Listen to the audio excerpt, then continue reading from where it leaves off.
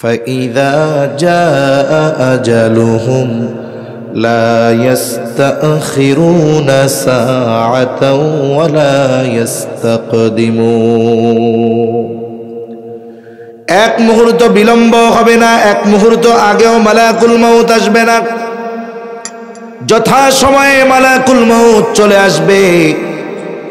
আমাদের দেশে বিশেষ করে যখন কোনো মানুষ মারা যায়, মাইকের মধ্যে ঘোষণা দেওয়া হয়, আপনাদের এলাকায় যদি কেউ মারা যায়, হয়তোবা ঘোষণা এমনভাবে মাইকে দিবে, মধ্যপঙ্গলী নিবাসী অমকের ছেলে অমক আজ বিকাল 5 ঘটিকায় ইন্তেকাল করিয়াছে। আগামীকাল সকাল 8 ঘটিকায় মধ্যপঙ্গলী জামে মসজিদের সামনে তার নামাজে জানাজা অনুষ্ঠিত হবে। সকল ধর্মপ্রাণ মুসলমানদেরকে মরহুমের জানাজায় শরীক হওয়ার জন্য অনুরোধ করা গেল। যখন কোনো মানুষ মারা যায়, আপনাদের অঞ্চলে এইরকম ভাবে প্রচার হয় কি হয় না? এই যে মাইকের মধ্যে মৃত্যুর খবর প্রচার করা হলো, এখানে একটা আরবি শব্দ বলে, শব্দটা হলো ইন্তেকাল। ইন্তেকাল শব্দটি আরবি শব্দ, অর্থ হলো স্থানান্তরিত হওয়া। তার মানে একটা মানুষ মৃত্যুর মাধ্যমে চূড়ান্তভাবে শেষ হয়ে যায় না, বরং মৃত্যুর মাধ্যমে সে দুনিয়ার জগৎ থেকে স্থানান্তরিত হয়ে নতুন আরেক জগতের বাসিন্দা হয়ে যায়, যেই জগতের নাম হাদিসের ভাষায় বলা হয় আলমে বরজাখ। তাহলে বলুন, একটা মানুষের ইন্তেকাল বা মৃত্যু, এটা কি তার সবকিছু শেষ হয়ে যাওয়া? না। এই দেহটা, এটার কোনো দাম নাই। এই দেহের দাম ততক্ষণ, বলে দেহের সাথে রূহ আছে যতক্ষণ। মানুষের মূল হলো তার রূহ। মানুষের মূল কি? জোরে বলেন, জোরে বলেন না, ঘুম আসতেছে নাকি? নারায়ে তাকবীর। মানুষের মূল কি? জবান খুলে বলেন, রূহ। যেমন মনে করেন আপনাদের এলাকার একজন লোক ঢাকায় মারা গেছে। মারা গেছে কোথায়? এখন তার জানাজা হবে আপনাদের মসজিদের সামনে।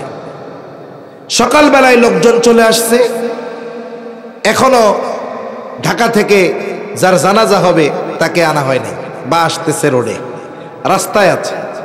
বলেন তো, তখন মানুষেরা এসে জিজ্ঞাসা করে, মনে করেন লোকটার নাম আব্দুর রহিম, তখন কি বলে নাকি আব্দুর রহিম কত দূর? কি বলে? লাশ কত দূর। লাশ শব্দের অর্থ বলে লা শাইউন ফি, যার মধ্যে কিছুই নাই। বলে কি নাই? কিছুই নাই বলতে রূহ নাই। রূহটা হলো মূল। তার মানে দেহ থেকে যখন রূহ বের হয়ে যায়, এই দেহটার কোনো দাম নাই।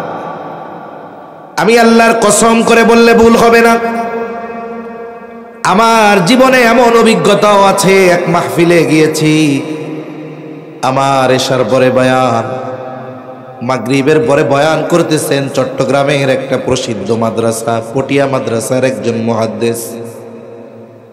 ওনার বয়ানের শেষ দিকে হঠাৎ করে হইহুল্লো লেগে গেল। ওই মুহূর্তে আমিও মাহফিলে পৌঁছিয়েছি। আমি চিন্তা করলাম কোনো গ্যাঞ্জাম টেঞ্জাম লাগলো নাকি, কিন্তু একটু এগিয়ে এসে দেখলাম কোনো গ্যাঞ্জাম না। একজন মানুষ, সুস্থ মানুষ, তিনি বয়ান শুনতেছিলেন। হযরতের বয়ানের শেষ দিকে ওইখানে তিনি হঠাৎ করে অসুস্থ হয়ে গেলেন।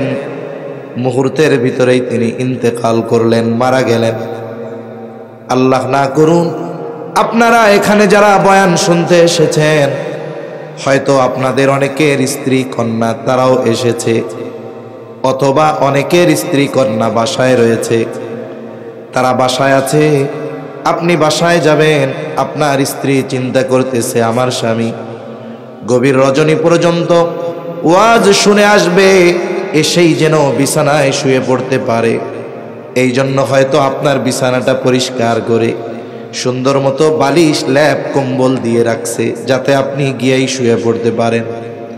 হয়তো কোনো যুবক এসেছে, তার বোন হয়তো চিন্তা করতেছে ভাইয়া ওয়াজ শুনতে গেছে, এসেই জানি বিছানায় শুয়ে পড়তে পারে। এই জন্য হয়তো বিছানাটা প্রস্তুত করে রেখেছে। আল্লাহ না করুন ওই যুবক অথবা ওই ব্যক্তি যদি এখানে ইন্তেকাল করে, বলেন তো তার লাশটাকে নিয়ে যখন বাড়িতে যাওয়া হবে, ওই বাড়ির ভাইয়ের বোন অথবা স্বামীর স্ত্রী কি বলবে নাকি, আমি তো আমার স্বামীর জন্য, আমি তো আমার ভাইয়ের জন্য আজকে রাত্রে শোয়ার জন্য বিছানাটা প্রস্তুত করে রেখেছিলাম, জানাজা তো আগামীকাল সকালবেলায় হবে, তাহলে বাকি রাতটা ওই বিছানায় কম্বলের তলে আমার ভাইয়ের লাশটা থাকুক। রাখবে? জোরে বলেন রাখবে? আপনাকে এখান থেকে ওই লাশের খাটিয়া এনে নিয়ে যাওয়া হবে। সবাই চিন্তা করবে সকালে ব্যস্ততা আছে, লাশ বাইরে থাক, আমরা একটু শীতে কম্বল গায়ে দিয়ে ঘুমাই। এটাই বাস্তবতা। আপনি আমি যদি এই চিন্তা অন্তরে রাখতে পারতাম, আমার আপনার জীবন পরিবর্তন হয়ে যেত। তখন আমি চিন্তা করতাম যে আসলে আমি কি করতেছি, আমার কি করা দরকার ছিল। আমার তো সব আছে, হাত আছে, পা আছে, চোখ আছে, কান আছে, এরপরেও কেন ঘরে উঠাবে না? বলে আসল যেটা সেটা এখন দেহের সাথে নাই। বলেন কি নাই? রূহ নাই, এটা মূল। এই দেহ ধ্বংস হয়ে যাবে কিন্তু রূহ অবিনশ্বর, রূহ কখনো ধ্বংস হবে না। রূহ শুধু স্থান পরিবর্তন করে। কি পরিবর্তন করে? যেমন আমরা প্রথমেই কিছুই ছিলাম না,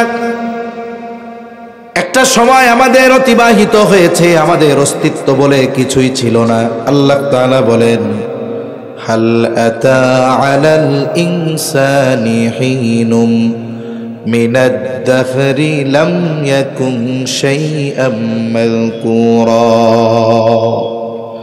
আল্লাহ তাআলা বলেন, প্রতিটা মানুষ কি এমন কিছু কাল, এমন কিছু সময় অতিক্রম করে নাই যে তার উল্লেখ করার মতো কিছুই ছিল না? আসলেও তো আমাদের কিছুই ছিল না। একটা সময় এই সুন্দর দেহটা আমাদের ছিল না, আর একটা সময় তো রূহের অস্তিত্ব ছিল না।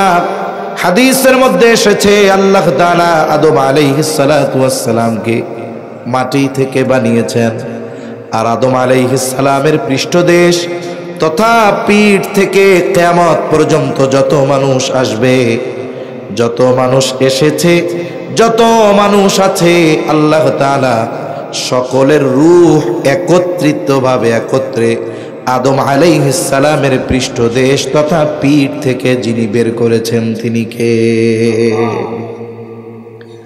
তাহলে আমরা প্রথমে ছিলাম আলমে আরওয়াহ, রূহের জগতে। কোন জগতে ছিলাম? জোরে কর।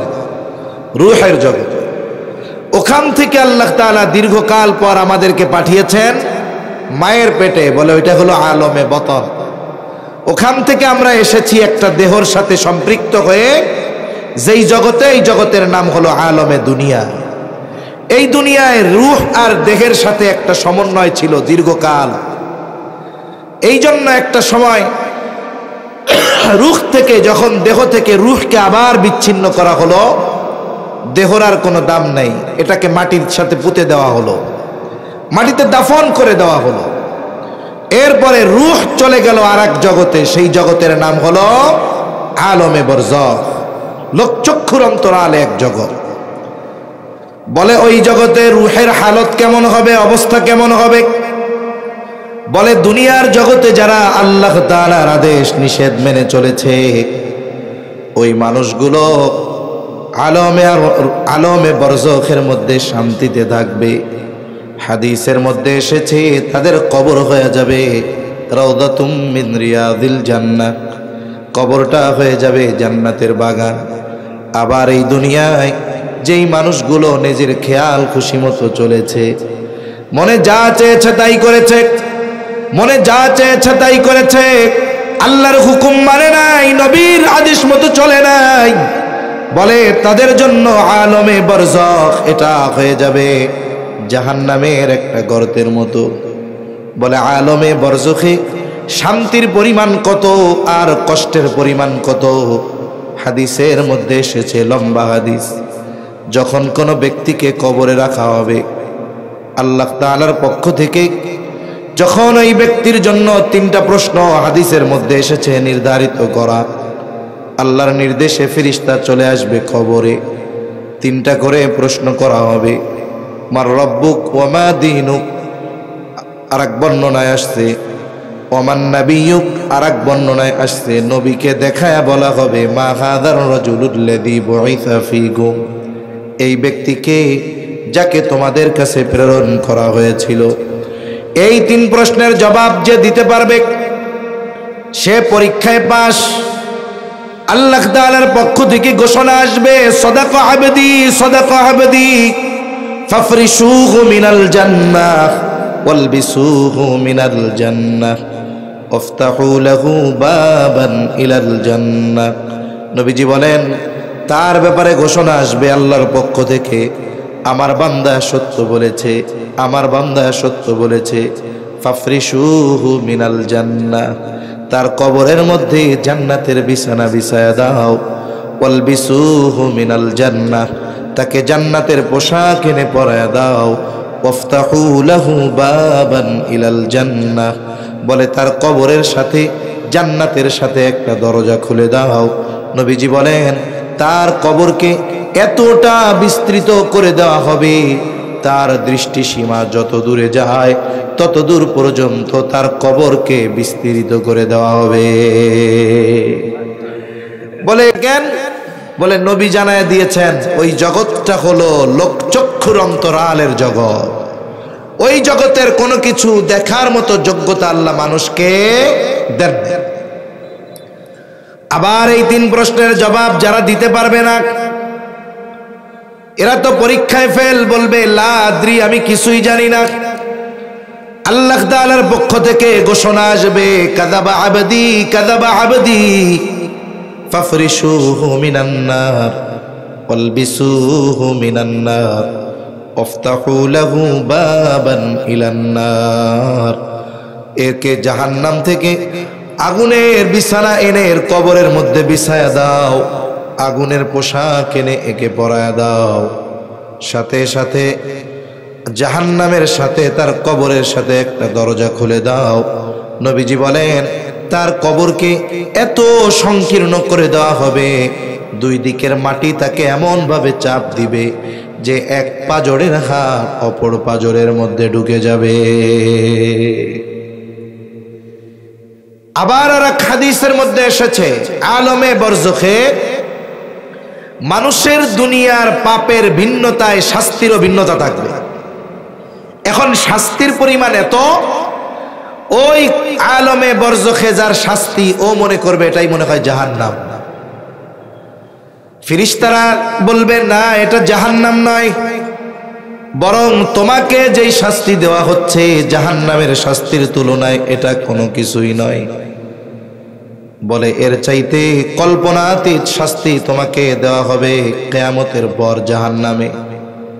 এইবার লোকটা জাহান্নামের শাস্তির খবর শুনে এতটা ভীত সন্ত্রস্ত হয়ে যাবে, ও আল্লাহর কাছে বলতে থাকবে আল্লাহ কখনোই যেন কিয়ামত কায়েম না হয়। আর যেই ব্যক্তি আলমে বরজখে শান্তিতে থাকবে ও মনে করবে এটাই মনে হয় জান্নাত। ফেরেশতারা তাকে বলবে না না এটা জান্নাত নয়, বরং জান্নাতের নাজ নেয়ামতের তুলনায় এটা কোনো কিছুই না। তোমাকে তো তোমার আসল জান্নাত দেওয়া হবে কিয়ামতের পরে, যেইখানে কল্পনাতীত নেয়ামত আল্লাহ তাআলা তোমার জন্য রেখে দিয়েছে।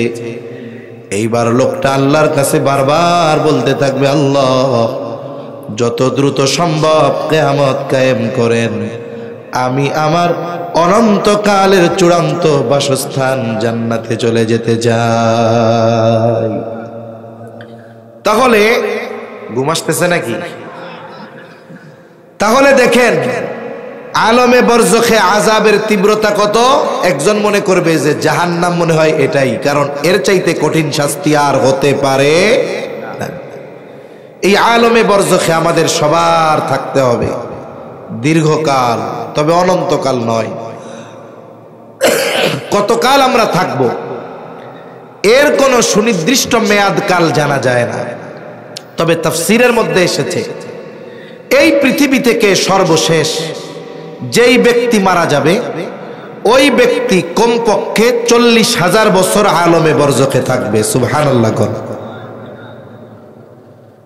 আমরা দীর্ঘকাল ব্যাপী ওই আলমে বরজখে থাকব।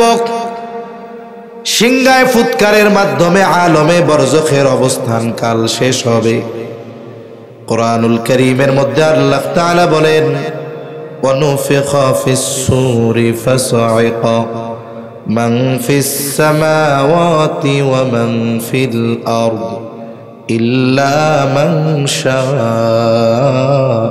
শাআল্লাহ সুম্মা নুফিখা ফীহি উখরা فإذا هم قيام ينظرون। আল্লাহ রাব্বুল আলামিন বলেন, প্রথমবার সিংহায় যখন ফুৎকার দেওয়া হবে, সিংহায় ফুৎকারের আওয়াজ এত তীব্র হবে, বলে ওই আওয়াজ সময়ের সাথে সাথে বাড়তে থাকবে, আওয়াজ এত বেশি হবে। আল্লাহ তাআলা বলেন, ফাসা'iqa মান ফিস সামাওয়াতি ওয়া মান ফিল আরদ, আসমান জমিনের মাঝে যত প্রাণী আছে, যত প্রাণ আছে, সবাই সিংহার ফুৎকারের আওয়াজে অজ্ঞান হয়ে যাবে। তাফসীরের মধ্যে এসেছে, প্রথমে অজ্ঞান হবে, এরপরে তারা মারা যাবে। বলে তারা ছাড়া, কারা ছাড়া? বলে আল্লাহ তাআলা যেগুলো চান সেগুলো ছাড়া সকল প্রাণীর মৃত্যু সংগঠিত হবে। সর্বশেষ মানুষটাও ইন্তেকাল করবে, এই দুনিয়ার জগৎ থেকে আলমে বরজখের বাসিন্দা হয়ে যাবে। কত বছর থাকবে? বলে কমপক্ষে 40,000 বছর। এরপরে আল্লাহ তাআলা বলেন, সুম্মা নুফিখা ফীহি উখরা ফাইযা হুম কিয়ামুন ইয়ানজুরুন। আল্লাহ তাআলা এরপরে ইসরাফিল আলাইহিস সালামকে পুনরায় সিংহায় ফুৎকারের নির্দেশ দিবেন।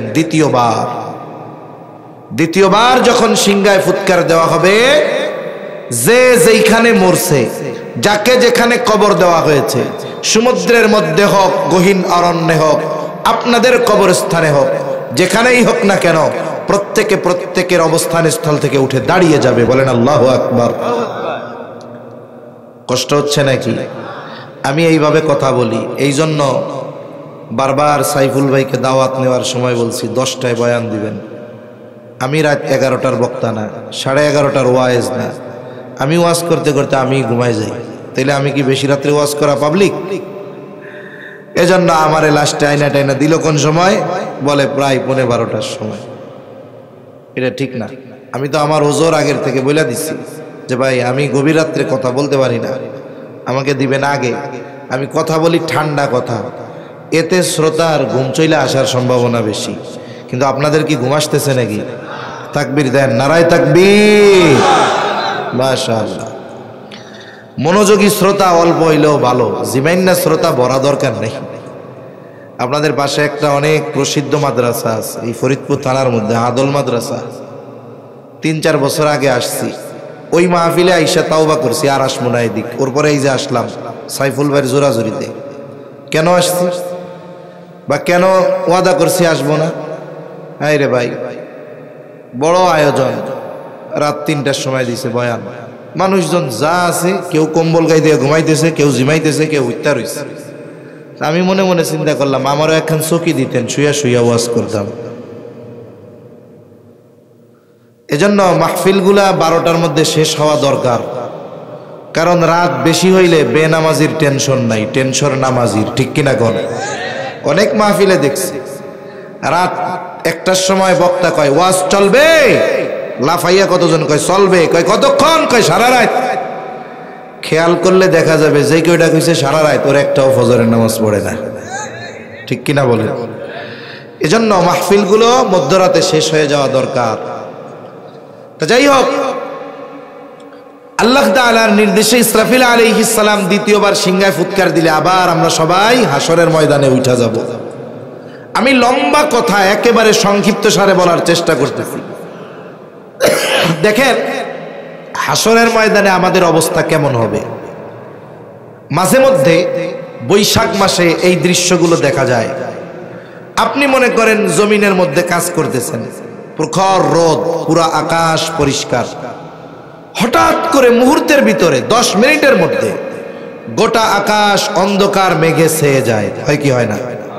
বলেন তো, 10 মিনিট আগে রোদের মধ্যে আপনার মনের অবস্থা যেমন ছিল, যখন গোটা আকাশ মেঘাচ্ছন্ন হয়ে গেল, ভর দুপুরে মনে হচ্ছে সন্ধ্যা নেমে এসেছে, বলেন তো ওই আবহাওয়া যখন হয়ে যায় 10 মিনিটের মধ্যে, মনের মধ্যে এক ধরনের আতঙ্ক কাজ করে কি করে না?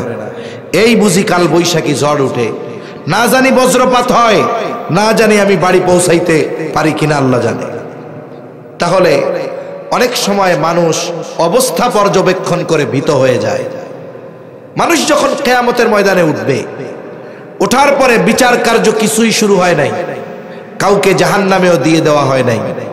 বলে হাসরের ময়দানে উঠে অবস্থা পর্যবেক্ষণ করে, ওয়েদার দেখে, আবহাওয়া দেখে মানুষ এতটা ভীত সন্ত্রস্ত হয়ে যাবে, নবীজি বলেন, হাদিসের মধ্যে আসছে, কিয়ামতের ময়দানে সকলে বিবস্ত্র অবস্থায় উঠবে, কারো গায়ে কোনো পোশাক থাকবে না, একেবারে বিবস্ত্র অবস্থায় উঠবে।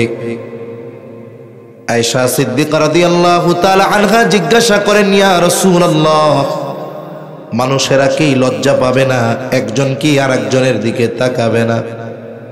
নবীজি বলেন, আয়েশা, মানুষ এতটা ভীত সন্ত্রস্ত থাকবে যে একজন আরেকজনের দিকে তাকানোর বিষয়টা চিন্তাও করবে না। কিয়ামতের ময়দানে মানুষের চিন্তাধারা কেমন হবে, অবস্থা কেমন হবে? বলে সকলে নিজের নাজাতের চিন্তায় বিভোর থাকবে। দুনিয়ায় যেই পিতা পরিশ্রম করার পরে সন্তানের চেহারা দেখলে তার ক্লান্তি দূর হয়ে যাইত।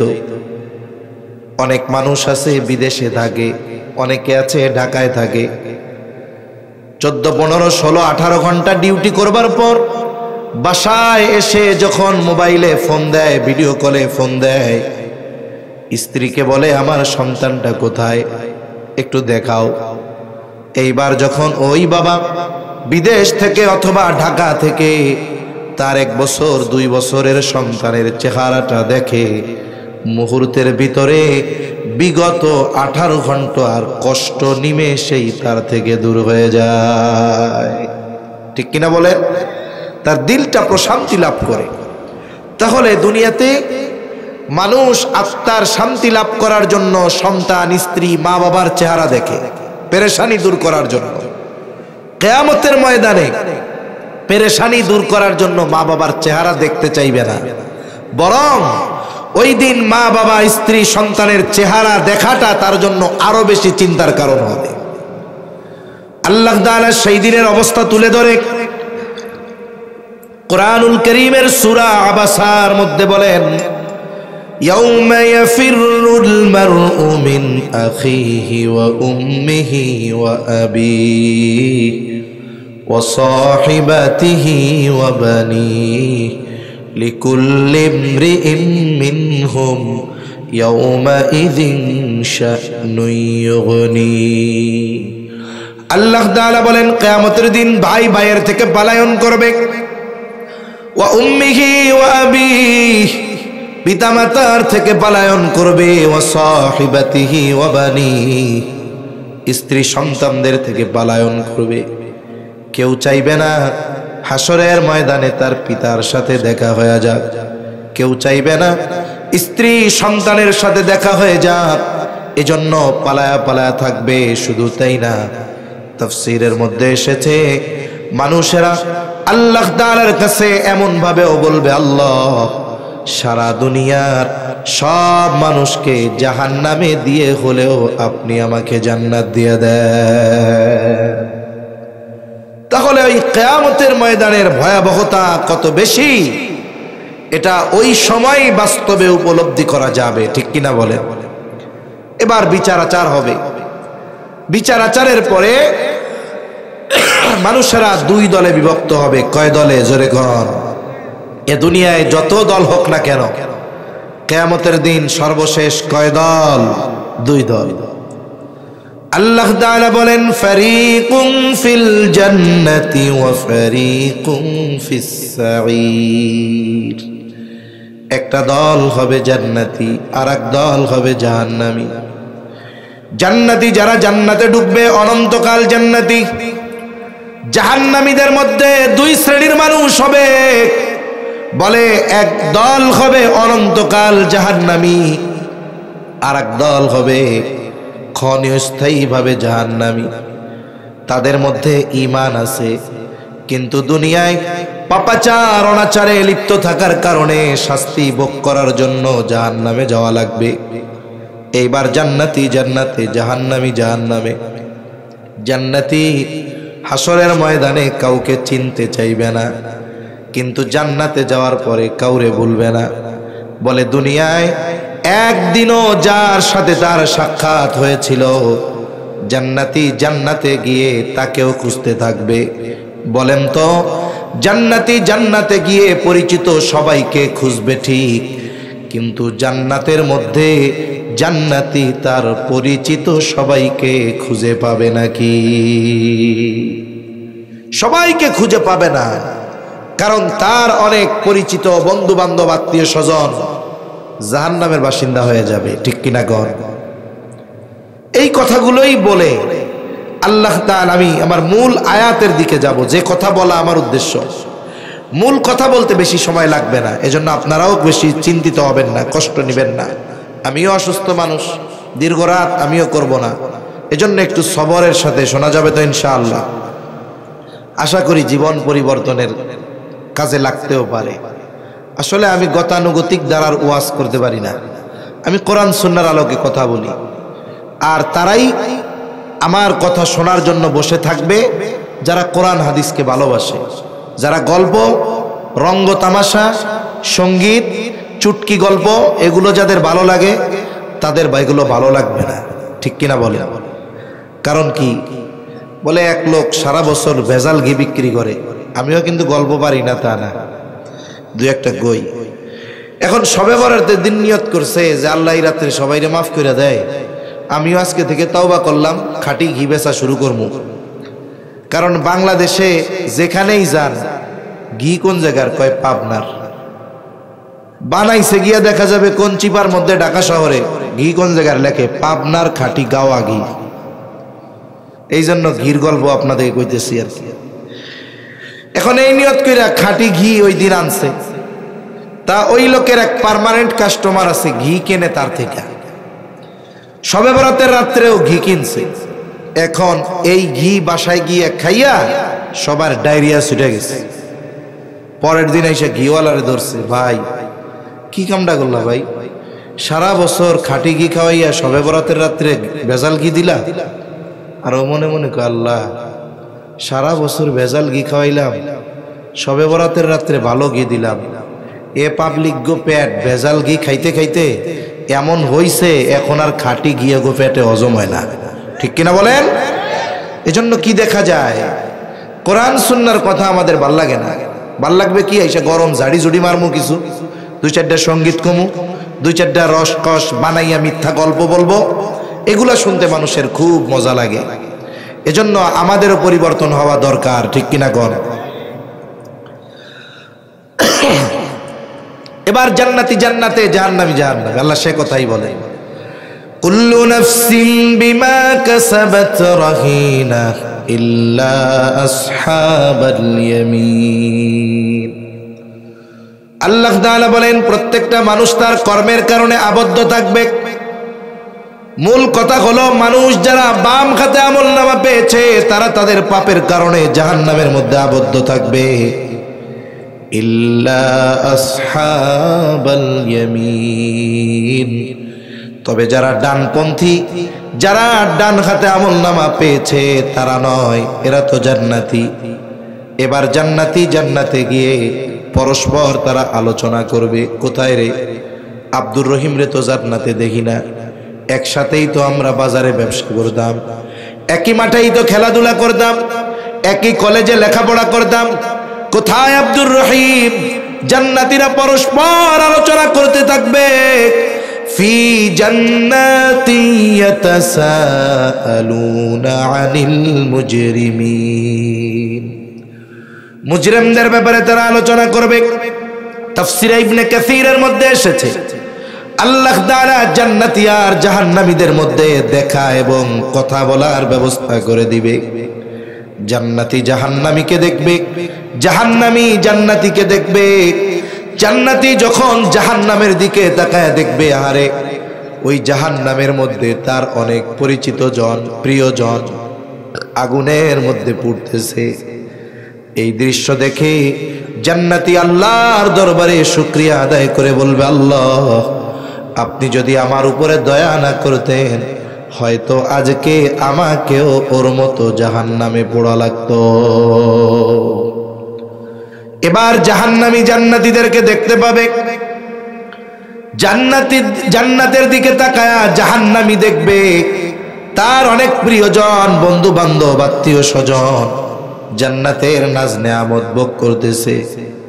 এটা দেখে সে আফসোস করবে, আহারে দুনিয়ায় তো ওর সাথে খেলাধুলা করতাম, কিন্তু নামাজের সময় যখন বলতো যে বন্ধু চলো নামাজটা পড়ে এরপরে বাকি খেলাধুলা করব, তখন বলতাম তুমি যাও পরে পড়মুনে। আহারে ওই দিন যদি ওর সাথে মসজিদে যাইতাম, হায়রে গানের অনুষ্ঠানে যাইতে চাইতাম, বন্ধু বলতো যাইও না। ওই দিন যদি ওর কথা শুনতাম, তাফসীর মাহফিলে যাওয়ার জন্য ডাকতো, ওর সাথে যাইতাম না। আহারে যদি সেই দিন এই দিনই মাহফিল গুলাই যাইতাম, তাহলে আজকে আমিও হয়তো ওর সাথে জান্নাতে থাকতে পারতাম।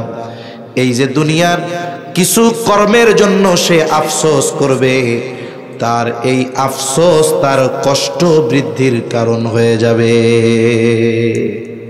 কারণ আফসোসের কারণে মানুষের কষ্ট বাড়ে। এবার কথোপকথনের ব্যবস্থা আল্লাহ তাআলা করে দিবেন। জান্নাতীরা পরস্পর এই মুজরিম পাপীদের কাছে জানতে চাইবে, ফি জান্নাতি ইয়াতাসালুনা আনিল মুজরিমিন। জান্নাতীরা পরস্পর মুজরিম পাপী তথা জাহান্নামীদেরকে জিজ্ঞাসা করবে, মা সালাকাকুম ফি সাকার, কোন কারণে তোমরা সাকারের অধিবাসী হইলা, কেন তোমরা জাহান্নামের অধিবাসী হইলা। জান্নাতীরা জাহান্নামীদের প্রশ্ন করবে, কেন তোমরা জাহান্নামী হইলা, তোমরা জাহান্নামী হওয়ার কারণ কি। আল্লাহ রাব্বুল আলামিন আমাদেরকে এই কথাগুলো আগের থেকে জানায় দেন। জান্নাতীদের এই প্রশ্নের জবাবে জাহান্নামীরা তাদের জাহান্নামে যাওয়ার 4টা কারণ বলবে। কয়টা কারণ? জোরে বলেন কয়টা? 4টা। 10 মিনিটের মধ্যে শেষ হয়ে যাবে ইনশাআল্লাহ। 4 কারণ বলবে। এই 4 কারণ নিয়েই আমরা একটু কথা কইয়া শেষ করে দিব। 1 নাম্বার কারণ, জাহান্নামীরা বলবে যে তারা কেন জাহান্নামে। 1 নাম্বার তারা বলবে, ক্বালু লাম নাকু মিনাল মুসাল্লিন। 1 নাম্বার কারণ, আমরা মুসল্লি ছিলাম না। জাহান্নামে যাওয়ার 1 নাম্বার কারণ কি?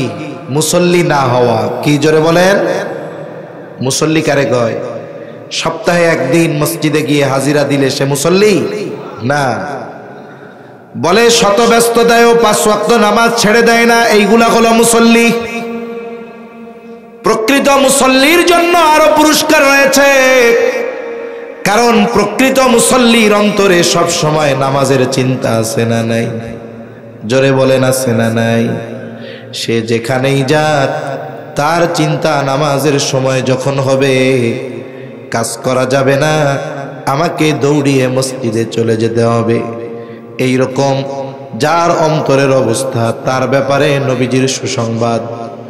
এক হাদিসের মধ্যে নবীজি বলেন, কিয়ামতের দিন কোথাও কোনো ছায়া থাকবে না আরশের ছায়া ছাড়া। নবীজি বলেন, ওই আরশের ছায়ায় 7 শ্রেণীর মানুষ স্থান পাবে। কয় শ্রেণীর মানুষ? জোরে বলেন কয় শ্রেণীর?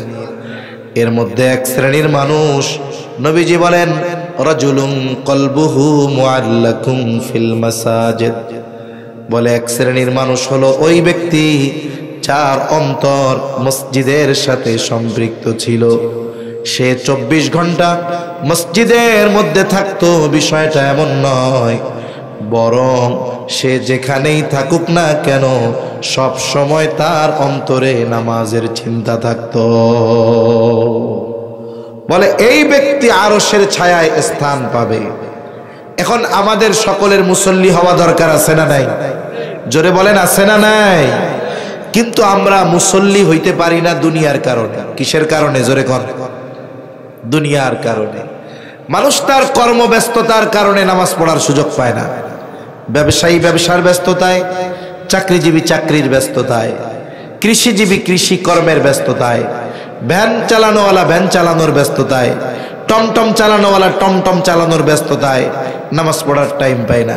কতজনে নামাজ পড়তে বললে বলে ভাই এত ঋণ হইয়া রইছি, শোধ করতেই পারতেছি না, আমি নামাজ পড়বো কোন সময়? কয় কি কয় না? অথচ বলেন তো নামাজ পড়লে শুধু কি দুনিয়ার আখেরাতের লাভ? দুনিয়ার লাভ নাই? জোরে বলেন দুনিয়ার লাভ আছে? মনে রাখবেন, মানুষ মূলত অধিকাংশ মানুষ নামাজ না পড়ার কারণ হলো রিজিক অন্বেষণ করার কারণ। জীবন উপকরণ অর্জনের কারণে নামাজ পড়তে পারে না। যে যে কাজই করুক রিজিকের জন্যই তো করে, নাকি? কথা কি বুঝেন? তাকবীর দেন আবার, নারায়ে তাকবীর। এই যে চাকরিজীবী চাকরি করে কেন? রিজিকের জন্য। রিজিক মানে কি? বলে জীবন উপকরণ। ভ্যানওয়ালা ভ্যান চলায় কেন? রিজিকের জন্য। কৃষিজীবী কৃষি কাজ করে কেন? কয় রিজিকের জন্য। একটু বুঝে থাকলে প্রশ্নটা জবান খুলে জবাব দিবেন। বলেন তো যেই মানুষগুলো রিজিক উপার্জন করতে গিয়ে নামাজ পড়ার টাইম পায় না, যেই রিজিক উপার্জন করতে গিয়ে নামাজ পড়ার টাইম পায় না, সেই রিজিকের মালিক কে? আরো জোরে বলেন কে? রিজিকের মালিক আল্লাহ। এখন বলেন তো আমরা যদি ওই রিজিকের মালিক রাজ্জাক, তিনি রিজিক পাওয়ার যেই পদ্ধতি বলে দিয়েছেন, ওই পদ্ধতি বাদ দিয়ে নিজস্ব পদ্ধতিতে রিজিক তালাশ করার চেষ্টা করি, প্রকৃতপক্ষে বরকতময় রিজিক পাওয়া যাবে? জোরে বলেন যাবে? যাবে না। আমি উদাহরণ দিলে বুঝতে আপনারা পারবেন আশা করি। এখন যদি কেউ আসমানওয়ালার থেকে বরকতময় রিজিক চায়, মনে রাখতে হবে বরকতের সম্পৃক্ততা পরিমাণের সাথে নয়। আল্লাহ তাআলা চাইলে অল্পের মধ্যে বরকত দিতে পারেন কি পারেন না? আবার অনেক আছে বরকত শূন্য করে দিতে পারেন কি পারেন না? এখন আমরা যদি বরকতময় রিজিক চাই, কি করণীয়? আল্লাহ তাআলা বলেন ওয়া'মুর আহলাকা বিস-সালাতি ওয়াসতাবির আলাইহা লা নাসআলুকা রিজকা। আল্লাহ তাআলা বলেন বান্দা তুমি যদি আমি আল্লাহর পক্ষ থেকে বরকতময় রিজিক চাও, তুমি তোমার অধীনস্থ যারা তাদেরকে নামাজের আদেশ দাও, সাথে সাথে ওয়াসতাবির আলাইহা, তুমিও তার উপরে অটল থাকো। তার মানে নিজে মুসল্লি হয়ে যাও, ঘরের মানুষদেরকেও মুসল্লি বানায় দাও। আল্লাহ তাআলা বলেন বান্দা লা নাসআলুকা রিজকা, আমি আল্লাহ তোমার কাছে রিজিক চাই না, কিন্তু তুমি যদি নামাজি হয়ে যাও, তোমার ঘরের মানুষরা যদি নামাজি হয়ে যায়, আল্লাহ তাআলা বলেন নাহনু নারযুকুকা, তোমরা নামাজি হয়ে যাওয়ার কারণে আমি আল্লাহ তোমাদের রিজিক দিয়া দিব। আল্লাহর কথা কি মিথ্যা? তাহলে কেন আমরা নামাজ পড়ি না? নামাজ পড়লে দুনিয়ার লাভ আছে না নাই? রিজিক দেওয়ার প্রতিশ্রুতি যিনি দিয়েছেন তিনি কে? আল্লাহ দিয়েছেন। এখন দেখেন, এই রিজিক দেওয়ার প্রতিশ্রুতি আল্লাহ দিয়েছেন মানে বরকতময় রিজিক দিবেন। অল্প হলেও ওটা তার জন্য যথেষ্ট হয়ে যাবে। আচ্ছা, আমাদের দেশে অনেক মানুষ আছে লক্ষ টাকা বেতন পাওয়ার পরেও বলে মাস শেষে চলে না। বলে হুজুর কি করব, আমরা স্বামী স্ত্রী দুইজন, সন্তানরা সব সেটেল ইউরোপ আমেরিকাতে, মাসে 1 লক্ষ টাকা বাড়ি ভাড়া পাই, এরপরেও আমাদের চলে না। অপর দিক দিয়ে আপনাদের মসজিদের ইমামের বেতন কত? কত হবে? আমার মনে হয় না 10, 15, 20 হাজারের বেশি হবে, কম হওয়ার সম্ভাবনা বেশি, ঠিক কিনা কর? 8-10 হাজার টাকা বেতন। কিন্তু হুজুর তার পরিবারে স্বামী স্ত্রী দুইজন, বাচ্চা আছে 4টা, সাথে সাথে মা বাবাও আছে। সংখ্যা কয়জনের? বলে 8 জনের ফ্যামিলি। বেতন কত? 10,000। চলা তো অসম্ভব। এরপরেও আল্লাহ চালায় নেয়, ঠিক কিনা কর? কেন চলে? চলার একটা কারণ আছে। কোন ইমামের ঘরে তার মা বাবা বেনামাজি হয় না, কোন ইমামের স্ত্রী বেনামাজি হয় না। আরে ইমামের ঘরে 2 বছরের ছোট বাচ্চাটাও ইমামের সাথে সেজদা দেয়। মনে রাখতে হবে, ইমাম সাহেব যেমন নামাজি, ঘরের মানুষগুলো নামাজি হয়ে যাওয়ার কারণে বেতন অল্প হলেও ওই অল্প বেতনে বরকত যিনি দেন তিনি কে? তাহলে আজকে থেকে রিজিকের চিন্তা করে কর্মের দোহাই দিয়ে নামাজ পরিত্যাগ করে এদের চাইতে বোকা আর কেউ নেই। এজন্য আমরা যদি মুসল্লি হই, সবচাইতে বড় কথা জাহান্নাম থেকে বাঁচা যাবে। আর দুনিয়ার লাভ কি? আল্লাহ ওয়াদা দিয়েছেন, আমি আল্লাহ তোমরা নামাজি যদি হয়ে যাও, আমি আল্লাহ তোমাদের রিজিক দান করব। সুবহানাল্লাহ। 2 নাম্বার কারণ, জাহান্নামীরা বলবে ওয়ালাম নাকুনু তুইমুল মিসকিন, আমরা মিসকিনদেরকে খানা খাওয়াইতাম না। খানা খাওয়ানো ফজিলতের কাজ। নবীজির কাছে এক ব্যক্তি এসেছে, এসে জিজ্ঞাসা করে আইয়ুল ইসলামি খাইর, ইসলামের মধ্যে সর্বোত্তম আমল কোনটা? নবীজি তো উম্মতের রুহানি ডাক্তার, একই প্রশ্নের জবাব ব্যক্তির ভিন্নতায় ভিন্ন জবাব দিতেন। এই ব্যক্তির এই প্রশ্নের জবাবে নবীজি বললেন তুতঈমুত তাআম ওয়া তাকরাউস সালাম আলা মান আরাফতা ওয়া মান লাম তারিফ। নবীজি বলেন, তুমি মানুষকে খানা খাওয়াইবা আর পরিচিত অপরিচিত সবাইকে বেশি বেশি সালাম দিবা। এখানে নবীজি খানা খাওয়ানোর কথা বলে কোনো ক্লাসিফিকেশন করেন নাই, স্তর বিন্যাস করেন নাই। স্বাভাবিকভাবে কোন দরিদ্র মানুষ সে যদি কোনো কোটিপতিকে আল্লাহর সন্তুষ্টির জন্য খানা খাওয়ায়, বলেন তো এই খানা খাওয়ানোর বিনিময়ে সে সওয়াব পাবে কি পাবে না? খাওয়াইতে হবে কার জন্য? একজন কোটিপতি যার খাবারের প্রয়োজন নাই, তাকে যদি আল্লাহর জন্য খানা খাওয়াইলে সওয়াব হয়, তাহলে যার খাবারের প্রয়োজন ক্ষুধার্ত, বলেন তাকে খানা খাওয়াইলে সওয়াব বেশি না কম? দ্বিগুণ সওয়াব হয়। কয় গুণ? 1 নাম্বার, সে তো দরিদ্র, স্বাভাবিকভাবে খানা খাওয়ানোর সওয়াব। 2 নাম্বার, খাবারটা তার প্রয়োজন ছিল, প্রয়োজন, এই জন্য খানা খাওয়ানোর দ্বারা তার প্রয়োজন মেটানো হয়। আর নবীজি বলেন, যখন একজন মুমিন অপর মুমিন ভাইয়ের কোনো প্রয়োজন মিটিয়ে দেয়, এই কারণে আল্লাহ তাআলা ওই ব্যক্তির দুনিয়া আখিরাতের প্রয়োজন মিটিয়ে দেয়। এজন্য অসহায় দরিদ্র গরিব যারা আছে, আমার আপনার অ্যাবিলিটি যতটুকু আছে আমরা তাদেরকে খানা খাওয়াবো। তাহলে কি হবে? আল্লাহর জন্য খানা খাওয়ালে স্বাভাবিকভাবে খানা খাওয়ানোর সওয়াব। 2 নম্বর, খাবার তার প্রয়োজন ছিল, এই প্রয়োজন মেটানোর কারণে আল্লাহর নবী বলেন আমার আপনার প্রয়োজনও দুনিয়া আখিরাতে মিটিয়ে দিবেন কে? আরো জোরে বলেন কে? আল্লাহ মিটিয়ে দিবেন। আবার দেখেন, এই অভুক্ত ক্ষুধার্ত যদি আপনার আমার প্রতিবেশী হয়, তাহলে 3 গুণ সওয়াব। খানা খাওয়াইলে কয় গুণ সওয়াব? জোরে কন্যা, কয় গুণ? 3 গুণ। 1 নাম্বার, প্রতিবেশী হিসাবে তার হক আদায় হবে। 2 নাম্বার, খানা খাওয়ানোর সওয়াব হবে। বলে 3 নাম্বার, তার প্রয়োজন মেটানোর সওয়াব হবে। আবার প্রতিবেশীর ব্যাপারে নবীজি তাকিদ দিয়ে বলেন, ওই ব্যক্তি মুমিন নয় যে নিজে পেট পুরে খায় আর তার প্রতিবেশী অভুক্ত থাকে। বলে ওই ব্যক্তি মুমিন হতে পারে না। এই জন্য আমার আপনার প্রতিবেশীর দিকে খেয়াল রাখা দরকার। আমি মজার মজার খানা খাই, কিন্তু আমার প্রতিবেশী কি খায় সেটাও খেয়াল করা দরকার। এই জন্য নবীজি বলতেন, তোমরা তোমাদের তরকারির মধ্যে ঝোল বাড়ায়া দাও, পানি বাড়ায়া দাও। কেন? বলে যাতে তুমি তোমার প্রতিবেশীর খোঁজ খবর নিতে পারো। তাহলে প্রতিবেশী যদি অভুক্ত হয়, দরিদ্র হয়, খানা খাওয়াইলে কয় গুণ সওয়াব? 3 গুণ। এখন বলেন, আপনার আত্মীয় স্বজন, আপনার ছেলে, আপনার মেয়ে, আপনার ছেলের অলিমা করবেন, আত্মীয় স্বজনকে দাওয়াত দিয়ে খানা খাওয়াইলেন, সওয়াব আছে না নাই? জোরে কোন আছে না নাই? আছে। কিন্তু খানা খাওয়াইয়া যদি টেবিল পাইতা বসে থাকেন টাকা নেওয়ার জন্য, ফজিলত আছে না নাই?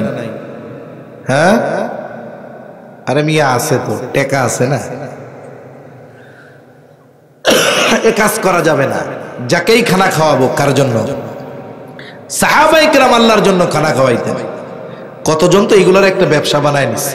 আমাদের এলাকায় এক হুজুর আছে, ওয়াজ করে, মানে উনি এক গল্প কয়, পোলারে দিছে মুসলমানি। কি দিছে? অনেক জায়গায় আছে মুসলমানি দিলেও মানুষের দাওয়াত কইরা খাওয়ায়, আছে না এরকম? এগুলো শরীয়তে কোনো ভিত্তি নাই, এগুলো গুনাহ হয় বেশি। এখন দাওয়াত দিয়ে খাওয়াইছে, দাওয়াত দিছে, টাকা পয়সা নাই। টাকা পাইব কই? কয়েক সুদখোরের কাছ থেকে টাকা আনছে 2 লাখ। এইবার এটা দিয়ে আইনা মানুষরে খানা খাওয়াইছে।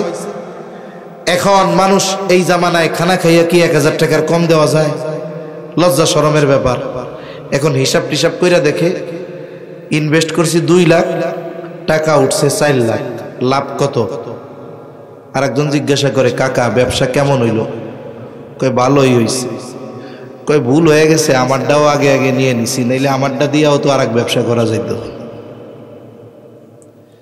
এই ধরনের দাওয়াত দিয়ে ডাকাতি করে নেওয়ালা লোক সমাজে আছে না নাই? মনে রাখবেন, এক মুসলমান যদি অপর মুসলমানকে দাওয়াত দেয়, যেতে হবে, এটা হক। কিন্তু যদি আপনি নিশ্চিত হন এই দাওয়াত দিচ্ছে শুধুমাত্র আন্তরিকতার সাথে নয়, এখানে এটারও বিষয় আছে, ওই দাওয়াতে না গেলে কোনো গুনাহ হবে না। সাহাবায়ে কেরাম আল্লাহর জন্য খানা খাওয়াইতেন। তাদের এই গুণটা আল্লাহর কাছে এত পছন্দ হয়েছে, আল্লাহ কোরআনে বলছেন এই গুণের কথা। তারা মানুষকে খানা খাওয়ায় কি বলতো? ইন্নামা নুতঈমুকুম লিওয়াজহিল্লাহি লা নুরিদু মিনকুম জাযাআও ওয়ালা শুকুরা। তারা বলতো আমরা তোমাদেরকে আল্লাহর জন্য খানা খাওয়াইছি।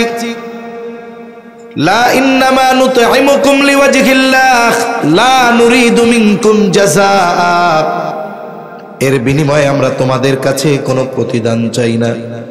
প্রতিদান তো বহুদূর। ওয়ালা শুকুরা, খানা খাওয়ানোর কারণে আমাকে ধন্যবাদও দেওয়া লাগবে না। আমরা খানা খাওয়াইছি আল্লাহর জন্য, এই খানা খাওয়ানোর প্রতিদান যিনি দিবেন তিনি কে? অনেক সময় আমরা এই কাজও করি। আমার প্রতিবেশী গরিব, পরে সুন্দর মতো খাওয়াইছি। এইবার 2 দিন পরে ওরে আমি একটা কাজের জন্য ডাকছি, এই আমার এই কামটা কইরা দে। এখন ও কয় না পারবো না। এখন আমি কি কই, 2 দিন আগে তোরে গোশত দিয়া পেট ভইরা ভাত খাওয়াইলাম, আর আজকে আমার কামটা কইরা দিলি না। এরকম কওয়ান্য লোক আসেনি নাই? এই যে আপনি উপকার কইরা খুঁটা দিলেন, হাদিসের মধ্যে আসছে, এটা কেমন জানেন? এটা হলো কুকুরের একটা বদ অভ্যাস আছে। কুকুর যখন পেট ভরে খেয়ে ফেলে, হজম করতে পারে না, ও বমি করে দেয়। দেখছেন আপনারা? অনেকে দেখছেন হয়তো, বমি করে, এই বমি আবার খায়, দেখছেন না? ওই বমি আবার ও খায়। বলে যারা মানুষকে উপকার করে খোটা দেয় তাদের স্বভাবটা কুকুরের ওই স্বভাবের মতো। আল্লাহ আমাদের হেফাজত করুক। তাহলে যে কথা বলতেছিলাম, জাহান্নামীরা জাহান্নামে যাওয়ার দ্বিতীয় কারণ, বলে আমরা মিসকিনদের খানা খাওয়াইতাম না, আমরা মিসকিনদের খানা খাওয়াবো। জোরে বলেন ইনশাআল্লাহ। সময় পার হয়ে গেছে। এমিয়া বল খেলা দেখছেন না? বল খেলা কয় মিনিটের হয় কোন তো? 90 মিনিটের পরে একটু টাইম বাড়ায় দেয় না, ওইটার কি টাইম কয়? এখন মনে করেন ওই ইনজুরি টাইম বা ফার্স্ট টাইম চলতেছে, যে কোনো টাইম স্টপ হয়ে যাবে, চিন্তা করেন না, দূর হবে না আর। 3 নাম্বার কারণ জাহান্নামীরা জাহান্নামে যাওয়ার, তারা বলবে ওয়া কুন্না নাখুযু মা'আল খাইদিন, বলবে আমরা অনর্থক অহেতুক কথাবার্তায় যারা লিপ্ত থাকতো তাদের সাথে আমরা ওই মজলিসে থাকতাম। আমাদের দেশে চায়ের দোকানে মজলিস আছে না নাই? প্রত্যেকটা চায়ের দোকানের মজলিস অনর্থক মজলিস। ওই মজলিসগুলো গীবতের মজলিস, ওই মজলিসগুলো মিথ্যার মজলিস। আবার আফসোসের ব্যাপার, যেই চায়ের দোকানে টিভি নাই তার ব্যবসার লালবাতি, ঠিক কিনা গণ? আবার চায়ের দোকানে টিভির দিকে তাকিয়ে তাকিয়ে অর্ধ উলঙ্গ নাচ দেখে আর চা খায় আমার যুবক ভাইরা না, সব আমার বুড়া বাবারা, ঠিক কিনা গণ? এই জন্য যুবকরা চার দোকানে লজ্জায় আর চা খাইতে যায় না, কারণ ওর বাপ বৈশা বৈশা ইন্ডিয়ান সিনেমার নাচ দেখতেছে, ওই যুবক ওইখানে গিয়ে চা খাইতে যাবে, ওর ইজ্জত শরম আছে না? ওর লজ্জা আছে, ওর বাপের না থাকুক তাতে কি? এই ধরনের মজলিসগুলা থেকে বাঁচতে হবে। আপনার সময় আছে, মসজিদে সময় দেন, কোরআন পড়া শিখেন। সারা জীবন কর্ম করেছেন, কোরআন পড়তে পারেন নাই, একটা খতমও দিতে পারেন নাই। দুইটা ছেলে বিদেশে আছে, ঢাকায় ইনকাম করে, এখন চাচার আর কোনো কাম নাই, সময় কাটায় চার দোকানে গিয়া টিভি দেখা।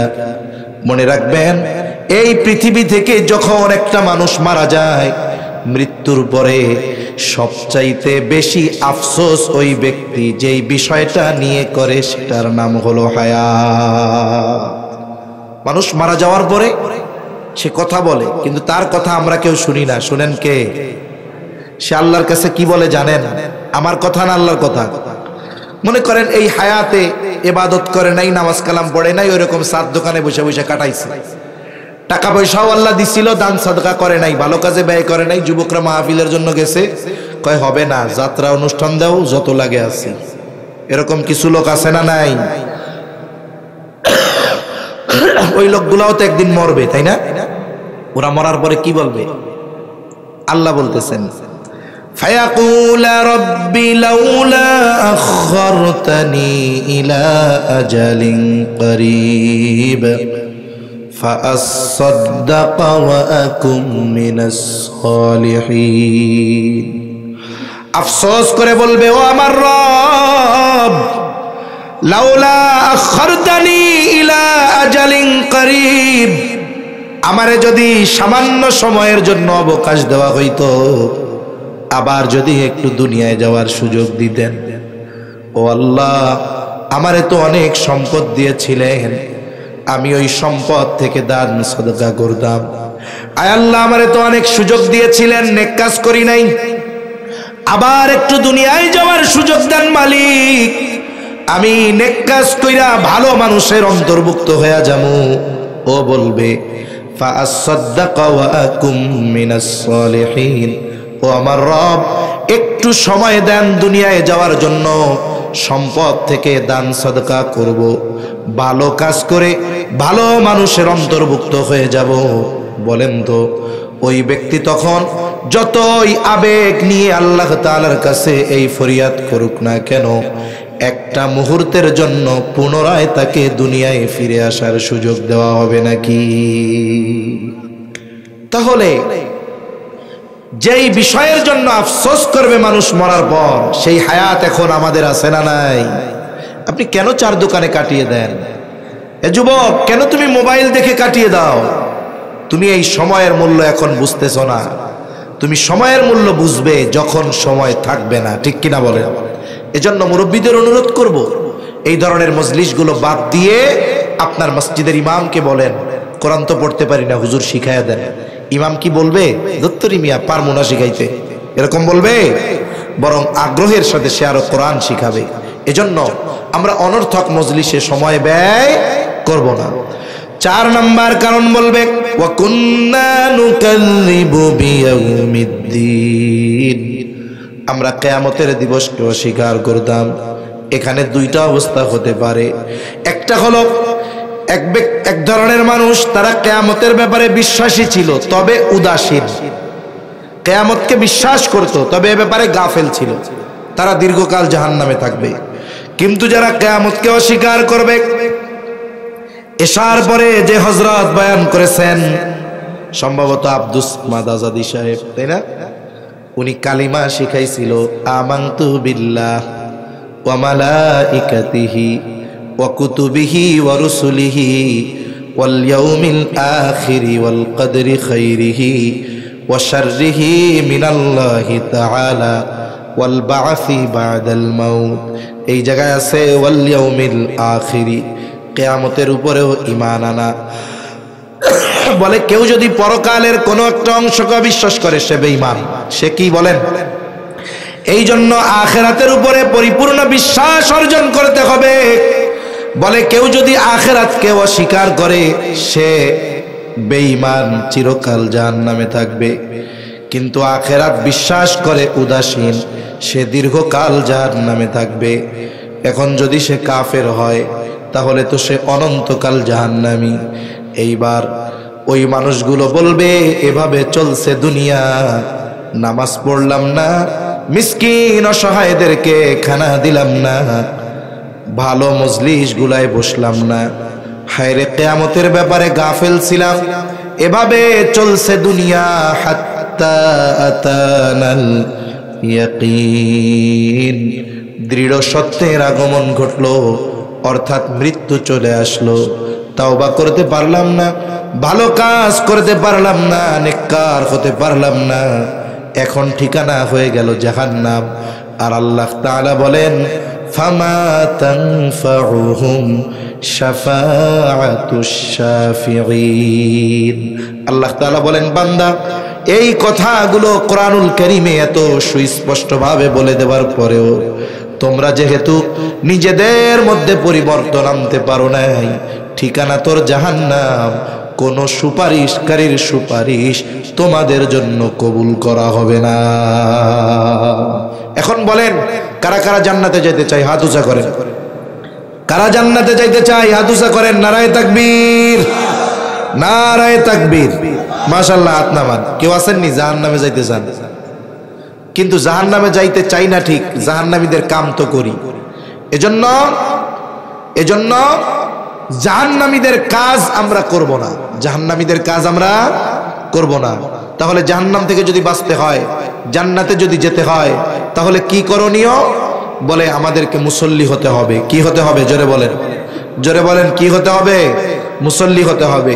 মিসকিন অসহায়দেরকে খানা খাওয়াইতে হবে। এরপরে অনর্থক এই চার দোকানের মজলিস বাদ দিতে হবে। এরপরে আখিরাতের প্রতি দৃঢ় বিশ্বাস রাখতে হবে। তাহলে জাহান্নাম থেকে কোন জায়গার বাসিন্দা হওয়া যাবে? বলেন। আল্লাহ সকলকে জান্নাতের বাসিন্দা হিসাবে কবুল করুক। সকলে বলি আমিন।